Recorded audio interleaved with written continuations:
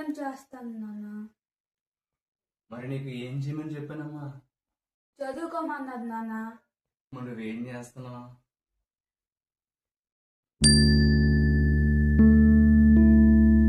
Sir చెప్పిన పాఠం చదివేశాను నాన్న. హోంవర్క్ చేశాను నాన్న.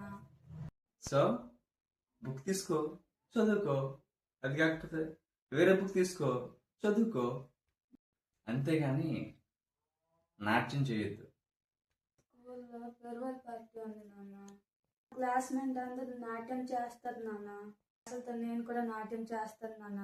నువ్వు ఇంత రిక్వెస్ట్ చేసినా నో వే. నాన్న ప్లీజ్ నాన్న. వద్దన్నా